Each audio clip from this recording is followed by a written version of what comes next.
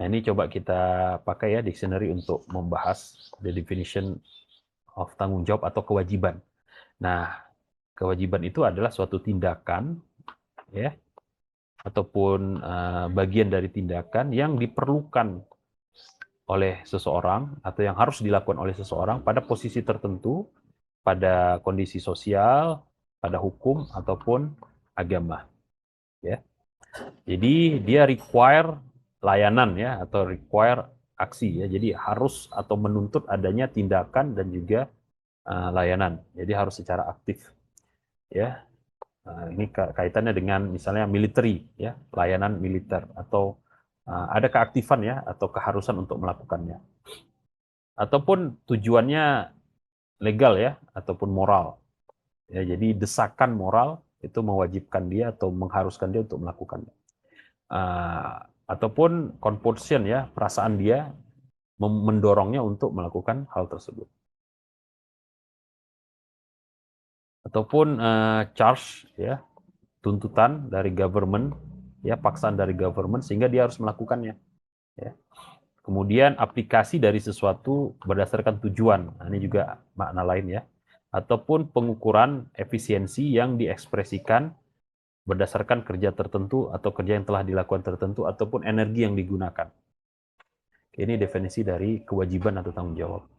Namun ada hal yang harus diperhatikan ya ketika kita ngomongin tentang kewajiban atau tanggung jawab. Nah, coba kita bahas ya. Jika faktor-faktor produksi dianggap sebagai hak, maka menjadi lebih mudah untuk memahami bahwa hak untuk melakukan sesuatu yang memiliki efek berbahaya ya seperti penciptaan asap, kebisingan, bau dan lain-lain juga merupakan faktor produksi. Sebagaimana kita dapat menggunakan sebidang tanah sedemikian rupa untuk mencegah orang lain melintasinya atau memarkir mobilnya atau membangun rumah di atasnya. Demikian pula kita dapat menggunakannya sedemikian rupa untuk menghalangi pandangannya atau udara yang tenang atau mendapatkan udara yang tenang atau tidak tercemar. Nah, biaya pelaksanaan hak atau penggunaan faktor produksi selalu merupakan kerugian ya yang diderita di tempat lain sebagai akibat dari pelaksanaan hak tersebut. Ketidakmampuan melintasi tanah, ya, memarkir mobil, ya, membangun rumah, menikmati pemandangan, atau untuk memiliki kedamaian dan ketenangan, atau untuk menghirup udara bersih. Jelas akan diinginkan jika satu-satunya tindakan yang dilakukan adalah apa yang diperoleh, ya, yang kita dapatkan, lebih berharga daripada apa yang hilang. Tetapi dalam memilih antara pengaturan sosial dalam konteks pengambilan keputusan individu, kita harus ingat, nah ini you should take a note nih, bahwa perubahan dalam sistem yang ada akan mengarah pada peningkatan dalam beberapa keputusan mungkin akan menyebabkan memburuknya yang lain. Selanjutnya, kita harus memperhitungkan biaya yang terlibat dalam pengoperasian berbagai pengaturan sosial. Apakah itu kerja pasar atau departemen pemerintah, serta biaya yang terlibat dalam pindah ke sistem baru, dalam merancang dan memilih antara pengaturan sosial. Kita harus memperhatikan efek totalnya. Ini atas segalanya adalah perubahan dalam pendekatan yang saya anjurkan. Ini dijelaskan oleh kuasa.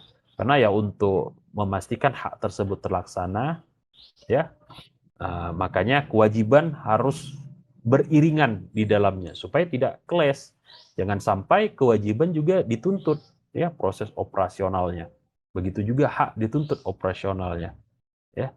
Karena dalam proses penegakan itu pasti akan melibatkan individu, ya individu-individu tertentu.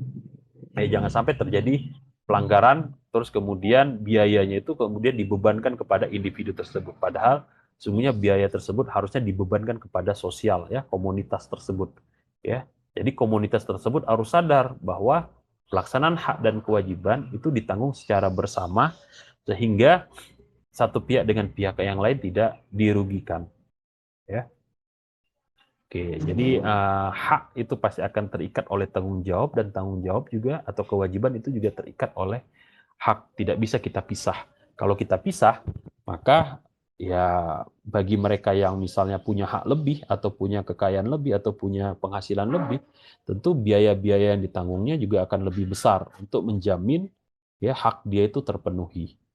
Dan ini tentunya ujungnya akan menimbulkan konflik. Contoh misalnya tadi ya, seperti tidak adanya toleransi, seperti tidak adanya kepedulian atau hal-hal yang lain, ya.